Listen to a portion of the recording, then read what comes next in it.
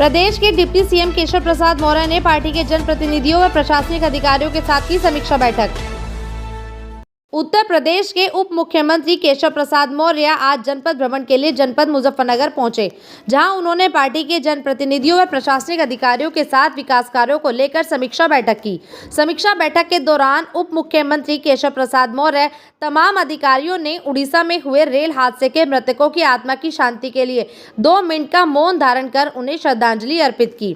केशव प्रसाद मौर्य ने विकास भवन में स्वयं सहायता समूह द्वारा लगाए गए विभिन्न स्टॉलों का भी निरीक्षण किया, जिसमें आजीविका का नया स्वरूप बताते हुए स्वयं सहायता समूह से जुड़ी महिलाओं की प्रशंसा करते हुए उनके द्वारा तैयार किए गए मसालों को मिड डे मील से जोड़ने को भी निर्देशित किया और मार्केटिंग में भी सहायता करने की बात कही। केशव प्रसाद मौर्य ने गन्ना मूल्य भुगतान, आयुष्मान कार्ड, मुख्यमंत्री आरोग्य योजना, प्रधानमंत्री एवं मुख्यमंत्री आवास योजना, चिकित्सा सुविधा, पैरामेडिकल स्टाफ की उपलब्धता, हर घर नल से जल आदि विकास कार्यों की बिंदुवार समीक्षा की। साथ ही तमाम योजनाओं को जन जन तक पहुंचाने के लिए अधिकारियों को आवश्यक दिशा निर्देश भी दिए। इसी के साथ उन्होंने पशुपालकों से अपील करते हुए कहा कि वे अपने छुट्टा पशुओं को आश्रय स्थल पर छोड़ें। उप मुख्यमंत्री केशव प्रसाद मौर्य भाजपा कार्यालय पहुंचे, जहां जिला अध्यक्ष विजय शुक्ला द्वारा उनका स्वागत किया गया।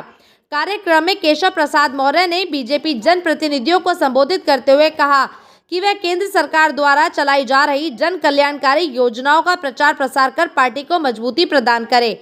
इसी के साथ उन्होंने राहुल गांधी को कहा कि राहुल गांधी जिस तरह से विदेशों में घूमकर प्रधानमंत्री नरेंद्र मोदी के खिलाफ बोल रहे हैं, जबकि उनको यह नहीं पता कि वही विदेशी प्रधानमंत्री नरेंद्र मोदी का ऑटोग्राफ ले रहे हैं। केशव प्रसाद मौर्य ने उत्तर प्रदेश के विपक्ष पर भी जमकर निशाना साधा और कहा कि सरकार को धूमिल करने के लिए तमाम राजनीतिक संगठन एक मंच पर आ रहे हैं और अपनी राजनीतिक जमीन तलाश रहे हैं। इसी के साथ केशव प्रसाद मौर्य ने कहा कि चाहे उत्तर प्रदेश सरकार हो या केंद्र सरकार हो, उन्होंने जनता के हित के लिए जन कल्याणकारी योजनाएं चलाई हुई हैं। साथ ही इस सरकार में किसी भी मजबूर का उत्पीड़न बर्दाश्त नहीं किया जाता, इसलिए हमें जनता का भरपूर सहयोग और समर्थन मिल रहा है।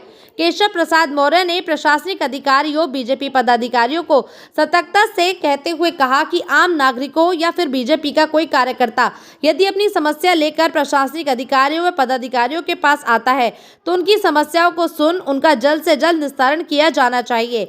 डिप्टी सीएम केशव प्रसाद मौर्य के जनपद भ्रमण के दौरान उनके साथ भाजपा के तमाम पदाधिकारी भी मौजूद रहे।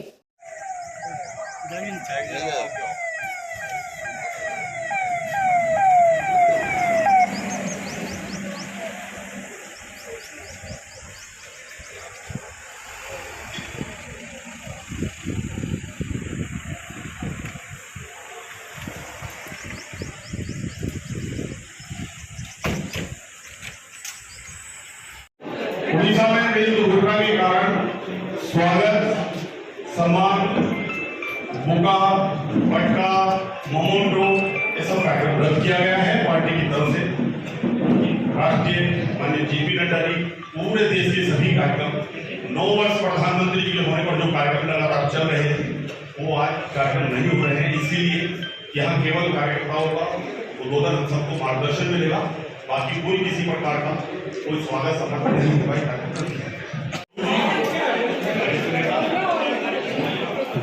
क्षेत्र के पदाधिकारी प्रदीप सैनी, क्षेत्र उपाध्यक्ष। दुर्घटना में सबके बीच में नहीं है, उस वजह से पूरा देश आज शोकग्रस्त है। पूर्व निर्धारित मेरा जिले का इसमें कोई समारोह जैसा न करके आप सभी लोगों के साथ एक बैठक करके और जिस उद्देश्य से आज जिले में आना हुआ है उसको हम लोग पूरा करेंगे। इसलिए सबसे पहले मैं चाहूँगा कि थोड़ी देर सभी लोग अपने स्थान पे खड़े होकर के, जो हम सबके बीच में नहीं है, मैं अपने श्रद्धांजलि अर्पित करके फिर हम बैठक का विषय चालू करेंगे। लेने में लगा और फिर इधर इस कारण से थोड़ी सी देरी हो गई। मैं आप सब से लेकिन 4-5 बातें याद रखें। कई बार हमारे कार्यकर्ता साथी हमारे जो विरोधी हैं उनको हमारे खिलाफ कोई मुद्दा उनके पास नहीं, और है भी नहीं कोई मुद्दा।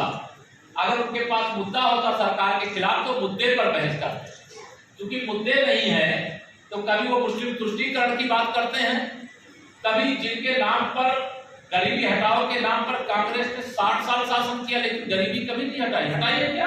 हमारी राजनीति राष्ट्रवाद की है, हमारी राजनीति हिंदुत्व की है, हमारी राजनीति गरीब कल्याण की है, हमारी राजनीति महिला सशक्तिकरण की है, हमारी राजनीति सबका साथ सबका विकास है। और मैं दावे से कह सकता हूं, मेरा भी सार्वजनिक जीवन लगभग 30-32 साल का हो गया है, और जो हमारे बहुत वरिष्ठ लोग हैं यहाँ पर जिन्होंने भारतीय जनसंघ के समय से पार्टी की सेवा करने का काम किया है, भारतीय जनता पार्टी के रूप में हम विश्व की सबसे बड़ी पार्टी के रूप में देश की सेवा कर रहे हैं। हम उस समय 9 सीटें 2014 से पीछे रहे, क्योंकि हम लोगों ने शायद ये समझ लिया था कि अब क्या है, अब तो देश में भी हमारी सरकार है, प्रदेश में भी हमारी सरकार है। चुनाव सरकार नहीं लड़ती, चुनाव पार्टी लड़ती,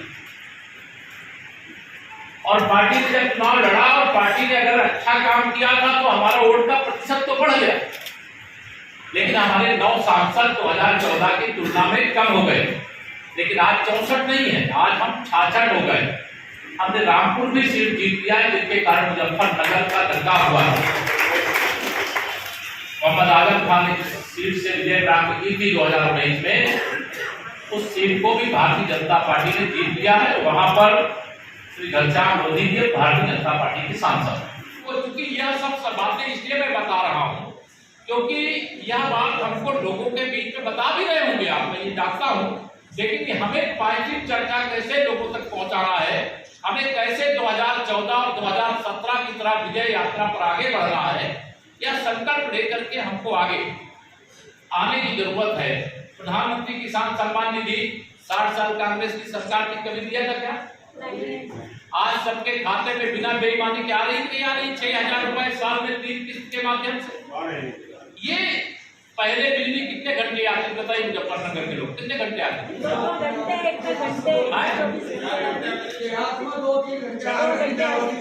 पहले बिजली आती नहीं थी और अब बिजली जाती नहीं। ये अंतर जो आया है ये कमल के फूल खिलने के कारण सुशासन का परिणाम है।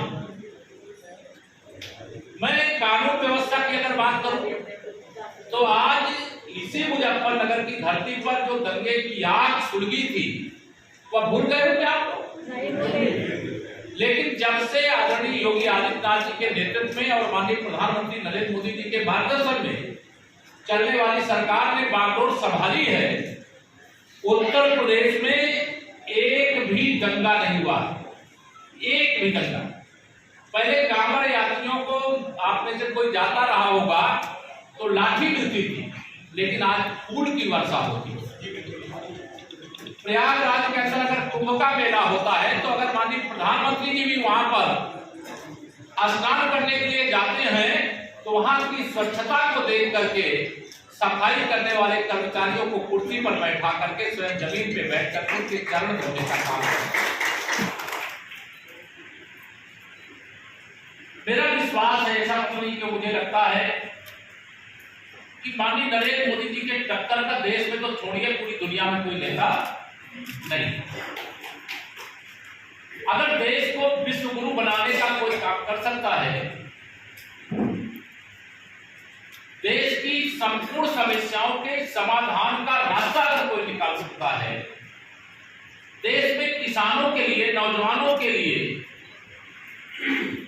गरीबों के लिए, मजदूरों के लिए अगर ईमानदारी से कल्याणकारी योजनाएं बना करके उन तक कोई पहुंचा सकता है, महिला सशक्तिकरण के क्षेत्र में जो क्रांति ला सकता है, उस एक नेता का नाम है श्री नरेंद्र मोदी। मैं आप सबसे केवल आज यहां पर ये कहने के लिए आया हूं कि अपनी ताकत को याद करें। गठबंधन दलों का हो सकता है, लेकिन उन किसी सारे गठबंधन अगर भारतीय जनता पार्टी के, मोदी जी के विरोधी सभी पार्टियां एकजुट हो जाएं तो क्या जनता उनके साथ एकजुट होगी? क्या होगी? जनता तो मोदी जी के साथ है, भारतीय जनता पार्टी के साथ। तो मैं आप सबको ये कहने के लिए आया हूं कि मेरे मन में ये है कि हमें उत्तर प्रदेश की 80 में से केवल 80 लोकसभा सीटें जीतनी। कभी पहले लंदन में, आजकल अमेरिका में जाकर के भारत के विरोध में, भारतीय जनता पार्टी के विरोध में, और अगर मैं कहूं कि भारत के सबसे लोकप्रिय जनप्रिय प्रधानमंत्री के रूप में माननीय नरेंद्र मोदी जी के विरोध में ये जो सत्ता वियोग का प्रलाप कर रहे हैं, मैं मुजफ्फरनगर की धरती से उसकी कड़ी से कड़ी आलोचना भी करता हूं और उनको कहना चाहता हूं कि अगर उनको कुछ कहना, कोई भारत का लाभ, देखिए हमारे देश में लोकतंत्र है, लोकतंत्र में जो सत्ता में होता है और जो विपक्ष में होता है उसकी जिम्मेदारियां, सत्ता में जो व्यक्ति होता है जो हमारी उपलब्धियां उसको बताते हैं, और जो विपक्ष में होता है जो कमियां हमारी है उसको वो उजागर करे। लेकिन उसका प्लेटफॉर्म हिंदुस्तान है, उसका स्थान विरोध करने का अमेरिका नहीं है, उसका ब्रिटेन नहीं है। भारत के बाहर जब हम जाते हैं तो हम पहले भारतीय हैं तब किसी पार्टी के होते हैं। लेकिन जिस कांग्रेस पार्टी ने परिवार तंत्र को ही लोकतंत्र माना कि अगर गांधी खानदान का कोई व्यक्ति देश का प्रधानमंत्री बन जाए तब देश में लोकतंत्र है, भले आपातकाल लगाने का अपराध उनके नाम से दर्ज हो, देश के लोकतंत्र को बंधन बनाने का आरोप उनके जो लगा हुआ है उससे वो कभी अलग बाहर नहीं हो सकते। और जिन श्री राहुल गांधी जी की देखरेख में 10 वर्ष श्री मनमोहन सिंह जी की अगुवाई में देश की सरकार चली थी, आप में से तमाम लोग यहाँ हमारे जिले के भी बहुत सारे लोग विदेश में रहते हैं, जिस अमेरिका का राष्ट्रपति स्वयं भारत के प्रधानमंत्री की लोकप्रियता की चर्चा करते हुए ऑटोग्राफ मांग रहा हो, अगर उस अमेरिका में जाकर के श्री राहुल गांधी जी उस प्रधानमंत्री के खिलाफ, जिस देश के प्रधानमंत्री उस देश के खिलाफ, जिस विचारधारा के कारण भारत आज विश्व की 5वीं अर्थव्यवस्था बन गया है, उसके खिलाफ बोलेगा तो ऐसे व्यक्ति के खिलाफ देश तो हंस ही रहा है, अमेरिकी भी हंस रहे होंगे, हंस रहे होंगे कि नहीं हंस रहे होंगे। ये जो पूरी टीम है शासन की, चाहे विकास से जुड़े हुए हों, चाहे शिक्षा से जुड़े हों, चाहे चिकित्सा से जुड़े हैं, चाहे सिंचाई से जुड़े हैं, सब मिलकर के अच्छा काम करें, इसकी प्रशंसा भी करता हूँ। सबको आह्वान किया कुछ नवाचार करें। यहाँ के विकास अधिकारी ने अधिकारी मुजफ्फरनगर के साथ मिलकर के जो कुछ नवाचार किए हैं उसकी प्रशंसा करता हूँ और आप सबके साथ भी शेयर करेंगे।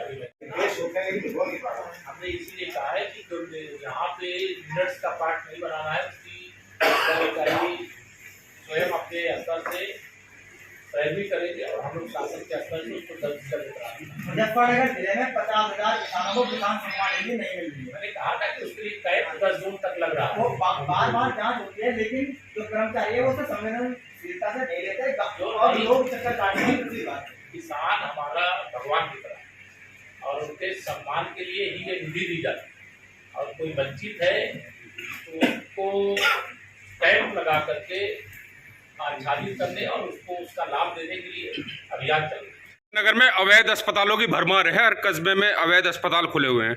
कल भी 2 बच्चों की मौत हुई है। अवैध अस्पताल, अवैध कब्जा, अवैध कारोबार, अवैध तरीके की कोई चीज उत्तर प्रदेश में नहीं है। अगर कोई करेगा, कोई संज्ञान नहीं लेता इस पे। हम कानून बना चुके, आप खबर नहीं है। सर पहलवानों का मामला चल रहा है, उस पर आपकी प्रतिक्रिया कोई? जो मेन शहर को भी जोड़ते हैं सर, जहाँ गड्ढे, यहाँ एक शामली रोड से गड्ढे भी मुक्त करने के लिए निर्देश दिया गया है। वर्षा का भी समय आ रहा है, कोई परेशानी ना हो।